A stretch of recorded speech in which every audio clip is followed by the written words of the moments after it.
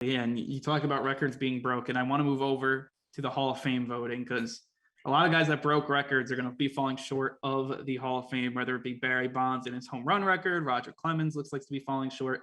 We all know why that's the case. That's because of their PED usage throughout their careers. It looks like Ortiz, maybe the only guy that gets in, David Ortiz. He looks like he will get into the Hall of Fame. So, like, well, all these projections are so weird because that's something about Hall of Fame, too. You have, like, these old guys who don't even want to vote anybody in, which is, again, there are a lot of issues with it. I think the Hall of Fame voting, I think that's just one of them.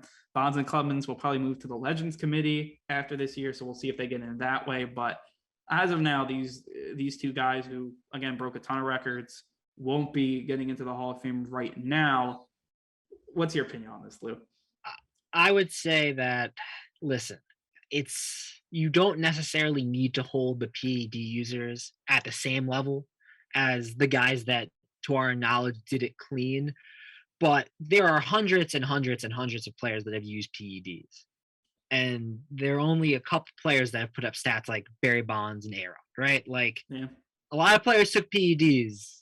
Not a lot of people were able to hit 70 home runs. Only one person's been able to hit 70 home runs in the season, and that's Barry Bonds. So I think, first off, that speaks to the talent they had. They had talent no matter what.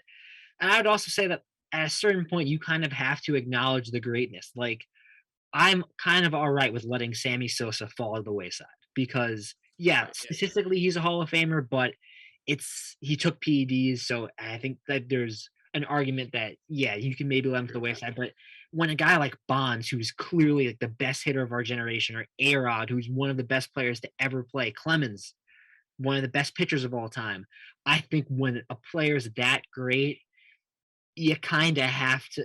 I kind of want to see them go in the Hall of Fame. I think Clemens is like kind of the same thing because he was like, but I think Bonds and Clemens are the two guys because they're literally the best two players, their generation, pitching, hitting. And you could make an argument that Bonds and the home runs, it saved baseball for that time because baseball in the 90s after that strike was way down. Then Bonds breaks, like that whole race between McGwire, Bonds, it changed baseball. It gave that, little extra oomph to baseball, got him on SportsCenter, got him on, the national television. And Manfred's, I think, is trying to kill the sport again, but that at least gave him an open door for a little bit. And Bonds, he hit 300 every year. Like, he is a career 300 hitter.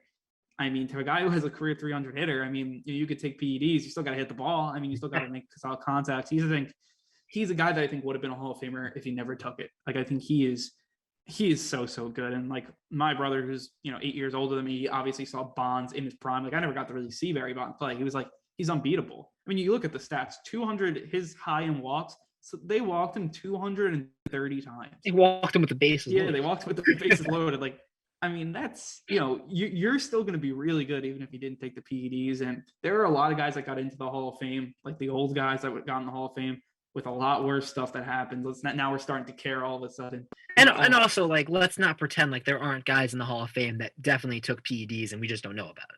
That's probably like true. From that steroid era, there are definitely more guys than whatever came out on that list that were juicing, that took PEDs. And it's the thing that we just don't know. So, and the things like David Ortiz, like, he was on the list. Now, I don't, like, there's no, like, he says he didn't take it. Like, everyone's kind of dead against it, but the rumors were out there, and who knows who other players where, whatever, as you said, just their names, because like, it wasn't like how it was now where they're tested always on this thing. Like, they got put on this list, Bonds, Clemens, like, who knows who wasn't on that list was still taking things.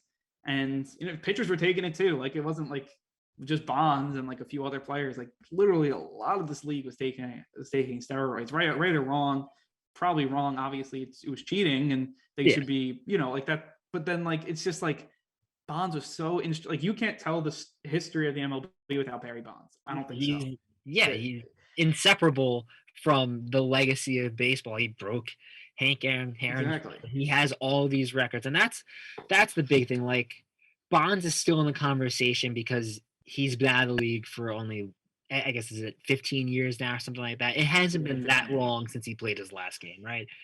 But when we get towards the future and we're old and people kind of don't talk about Bonds as much, like, you want the greats to be remembered. That's why Hall of Fames exist. Exactly. Yeah. The player, we never saw Ted Williams, but we know that Ted Williams is awesome because we hear the stories he's in the Hall of Fame and all that stuff's there. I think you kind of want those guys to be immortalized. The greats, you want the greats to be immortalized. And I'm fine, like as you said, like maybe they're not on the same level as the guys who did it clean. Like I'm fine with that. Like if you wanted to make it like a Like whole an thing about it. asterisk section or something like that. Like that was Yeah. always like a compromise. But even just like in the sense that like you don't have to view every PED player as you're just looking at their stats. Yeah. I think you have to factor in that they took PEDs, they had to Exactly. be weighed in, and that's why I think that guys like Sosa and McGuire I probably agree. don't belong. Yeah. But when it's so clear that this is the best of the best, I think they deserve a spot. And it's like, You can tell the story of the MLB without Sammy Sosa. yeah. Let's put it that way. All I'm saying is Francisco Cervelli took PEDs. That's all. That's all. I'm saying. Like a bunch of players have taken PEDs. There's only one Barry Bonds. Exactly. I mean, I'm just looking at these. I mean, his stats are just. No, it's ridiculous. It's unfair. A really fun time is just to go look at Barry Bonds' baseball reference. The OPSs are ridiculous. He's got like 1.3s. Yeah, that's insane. The end of his career too. I mean, he was 37. He went 1.379, 1.38, 1.28. That's I guess a down year for him, and then 1.4. I mean, 1.8. Come on. I mean, some of this stuff. Obviously, that's going to help because people walked him 200 times. I mean, 200. He had in that year he had 600 plate appearances. They walked him, 200 of those times. Like, I mean, that's someone where like they're dominant. They should be in the Hall of Fame. And I think that because it's a dip with the Legends Committee. It's different. Like they don't automatically. It's a different committees judging on them. Because I think part of the media doesn't want any of these guys in, and they'll automatically just vote no, which is another problem that guys that are never even cover Bonds are voting, which is another problem for another day. But Legends is weird because it's like, how are you going to explain that Barry Bonds isn't a Hall of Famer, but Tim Raines is? And like Tim Raines is a nice player, but like at no point was anyone like, man, Tim Raines is one of the best baseball players I've ever seen, and he's in the Hall of Fame. It's like once you start letting guys in like that, then it's like you might as well let in Mattingly and Thurman Munson and let Bonds and Clemens have their spot in the Hall. I mean, it's one of those things where it's just like, I mean, because MLB throughout the history, obviously a very old sport, the whole thing with, the segregation era and guys got in for that. And then now you have PEDs, which, I mean, look, Bonds, are they in the right? No, like they did what they did. But I think Bonds, you even look at the years where he didn't take the steroids, like everyone says he knows he didn't, like everyone, like when he was in Pittsburgh, he's still a 300 average, hitting 25 home runs. Like that's a good season. Stolen bases. He always had, a good amount of stolen bases. Like he was a 30-30 guy before he, took the steroids. So like that to me is, it's solid. Like he wasn't this bum, before the steroids and then, ends up being, this stud with the steroids. I just think so much is made about the Hall of Fame is this sacred place. MLB is this sacred sport.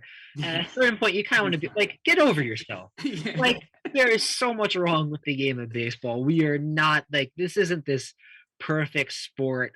And like, I even had an issue with like the whole like unanimous decision thing, how there's only been one unanimous decision. It's Mariano Rivera, which is awesome. I love that.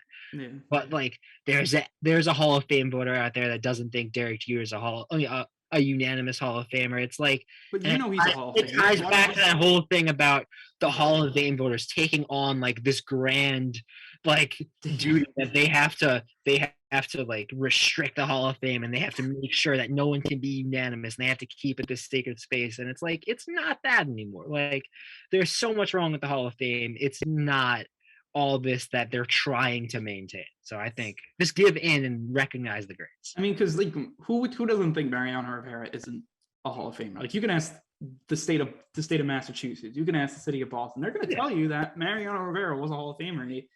Like it's ridiculous that Ken Griffey Jr. wasn't a unanimous Hall of Fame. Yeah. Like it's stuff like that. And I hate the argument that it's like, well, if Ted Williams wasn't a unanimous decision, it's like we shouldn't be paying the punishment because Hall of Fame owners were stupid back then.